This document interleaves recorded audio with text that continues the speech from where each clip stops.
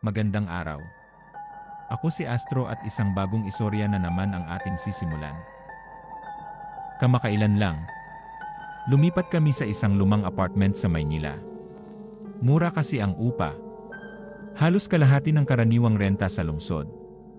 Sabi ni Mama, "Swerte natin anak. Ang mura na may sariling banyo pa at balcony." Noong una, parang normal lang. Tahimik ang lugar. Maaliwalas sa umaga. Mabait ang mga kapitbahay. Pero may isang unit na palagi kong napapansin. Ang room 313. Luma ang pinto. May bahagyang kalawang ang knob. May maliit na bintanang palaging may puting kurtina. Pero mas kakaiba ay ang matandang babae na palagi kong nakikita doon. Nakatayo sa likod ng bintana. Hindi gumagalaw. Tila ba nagmamasid lang? Sabi ni Kuya, "Wala yan. Baka matanda lang na mahilig sa chismis." Pero may isang gabi na hindi ko makakalimutan. Galing ako sa overtime sa trabaho. Halos alas 11 na ng gabi nang makauwi ako. Dumaan ako sa tapat ng room 313. Napansin kong nakabukas ang pinto. Maliwanag ang ilaw sa loob. Pero walang tao. Walang gamit. Walang anino. Pero siguradong may nakikita akong gumagalaw sa kurtina mula sa bintana sa labas. Kinabukasan, hindi na ako mapakali. Lumapit ako sa landlord habang naglilinis siya sa garden. Sabi ko, "Sir, may tumitira po ba sa room 313? Sabi ng landlord, "Ha? Wala na iha. Matagal nang walang nakatira diyan. Simula nang mamatay yung matandang may-ari. Halos 3 taon na ang nakalilipas." Nanindig ang balahibo ko. Pero gabi-gabi po, may nakikita akong matandang babae sa bintana. Sabi ng landlord, "Kung may nakikita ka man, hindi yun tao." Kinagabihan, hindi ako nakatulog. Kahit nakapatay na ang ilaw sa buong unit, may naririnig akong kaluskos. Parang upo ang hinihila sa sahig. Galing sa taas. Pero sabi ng landlord, walang tenant sa itaas. Kinabukasan, sinabi ko to kay Mama. Sabi ni Mama, "Baka pusa lang yan. Huwag kang matakot." Pero gabi-gabi, palakas ng palakas ang ingay. May tunog ng yabag. May tila humahagikik. Isang madaling araw, may kumatok sa pinto namin. 3 magkasunod. Sabi ni Kuya, "Baka delivery lang. Ako na bahala." Pagbukas niya ng pinto, walang tao. Pero may papel na naiwan sa sahig. Kulay dilaw na parang galing sa lumang papel. Isinulat gamit ang lapis. Magaspang ang sulat kamay. "Huwag kang maingay. Gising siya." Hindi ko alam kung anong ibig sabihin noon. Pero simula noon, palagi ko nang nararamdaman na may nakatitig sa akin. Kahit nasa loob ako ng kwarto.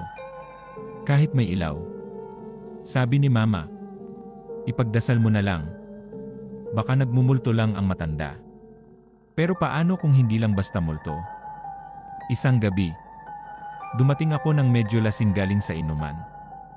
Dumaan ako sa tapat ng room 313. Doon ko nakita ang pinakakakilakilabot na tagpo.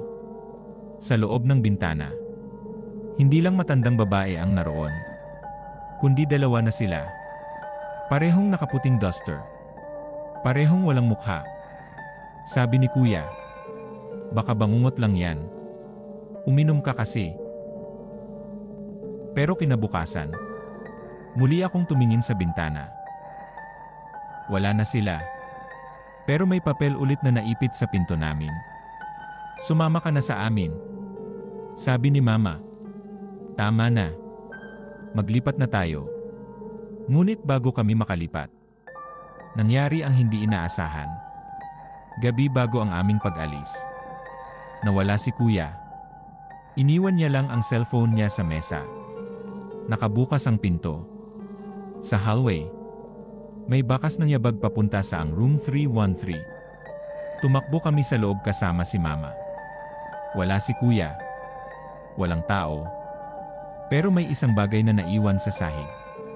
Pamilyar na papel. Isinulat sa parehong sulat kamay. Isa na siya sa amin. Hindi kami tumigil. Buong gabi namin siyang hinanap. Tumawag kami ng pulis. Pero sabi nila walang pwedeng buksan sa room 313. Nakaseal na yan. Matagal nang walang nakatira dyan. Impossible. Sabi ko. Kakatakbo lang niya papasok dyan. Nang umalis ang mga pulis. Bumalik kami sa unit. Tahimik. Ngunit sa likod ng lumang aparador may nakasulat sa pader. Hanapin mo siya sa ilalim. Doon namin nakita ang maliit na trapdoor sa sahig. Tinanggal namin ang mga lumang tabla. At sa ilalim may lumang basement. Amoy amag. Madilim. Nagsindi kami ng flashlight. At sa dulo ng pasilyo, si Kuya. Nakaupo. Nakaawang ang bibig. Tulala. Sabi ni Mama. Anak! Anak! Tumingin siya sa amin. Pero parang hindi niya kami nakikilala. Maya-maya. Umiyak siya. Sabi nila hindi na ako makakaalis. Pero narinig ko kayo. Narinig ko ang boses niyo. Kaya ako bumalik. Dali-dali namin siyang hinila paakyat. At habang umaahon kami mula sa basement nagsara ang trapdoor mag-isa. At ang nakasulat sa ibabaw nito ngayon ay, huwag na kayong babalik. Kinabukasan. Hindi na kami nag-aksaya ng oras. Nilisan namin ang apartment. Hindi na kami lumingon. Hindi na rin namin binanggit pa sa iba ang buong pangyayari. Pero minsan, tuwing madaling araw, si Kuya ay bigla na lang napapatigil habang nanonood ng television. Tatanungin namin, bakit? Sabi ni Kuya, naririnig ko ulit sila. Tinatawag nila ako. Sabi ni Mama, hindi ka na babalik, anak. Tapos na ang bangungot.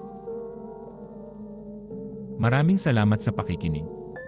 Huwag kalilimutan mag-like and subscribe for more horror story.